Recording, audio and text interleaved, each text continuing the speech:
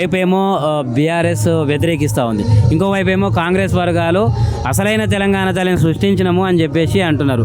ఎందుకు వ్యతిరేకించారు? అసలైన తెలంగాణ అంటే సోనియా గాంధీ ఆకారంతో ఉన్న తల్లి అంటే వాళ్ళ దృష్టిలో సోనియా గాంధీ లాగా ఉంటా తెలంగాణ తల్లి. అసలు సోనియా గాంధీకి తెలంగాణకు ఏమైనా సంబంధమా? తెలంగాణ అస్తిత్వము, తెలంగాణ సాంప్రదాయాలు, తెలంగాణకు ఏం అవసరము ఆనాడు పార్టీ వచ్చిన తర్వాత మేధావులతోని, కవులతోని, రచయితలతోని అందరితోని కలిసి ఏదైతే బాగుంటుంది, మన తెలంగాణ అస్తిత్వం ఏంది, సాంప్రదాయాలు ఏందని అన్ని చేసుకొని రోజుల తరబడి నెలల తరబడి ఆలోచన తర్వాత రూపుదిద్దుకున్న బంగారు తల్లి ఆమె తెలంగాణ తల్లి.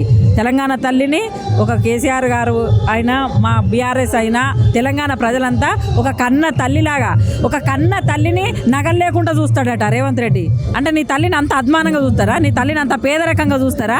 ఒక కన్న తల్లిని మనం మనం పుట్టినప్పుడు ఒక పేదరికంలో పుట్టినా కూడా మనం కొన్ని రోజులు అయినాక మనం ధనవంతులం అయితే మా తల్లికి నగ చేయించుకోవాలి, అది చేయించుకోవాలి, మా తల్లిని గొప్పగా చూసుకోవాలనుకుంటాడు. ఈయన ఈ చిట్టినాయుడు ఏంది మొత్తం ఉన్న నగలు తీసేసిండు, నక్లెస్ తీసేసిండు, కిరీటం తీసేసిండు.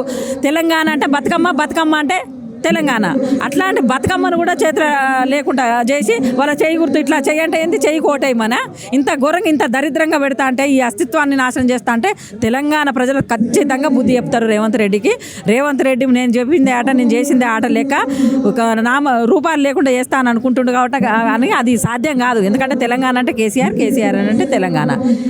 ఎందుకంటే తెలంగాణ అంటేనే ఫస్ట్ కేసీఆర్ ఎంతో ఉద్యమం చేసి ఎంతో సావో సేవ చేసుకొని తెలంగాణను తీసుకొచ్చిండు. కాబట్టి ఈ సాంప్రదాయాలను, అస్తిత్వాన్ని ఏదో చేస్తానంటే మాత్రం ఆయన ఖచ్చితంగా తెలంగాణ ప్రజలు పాతి పెడతారు రేవంత్ రెడ్డిని. ఓకే, జై తెలంగాణ.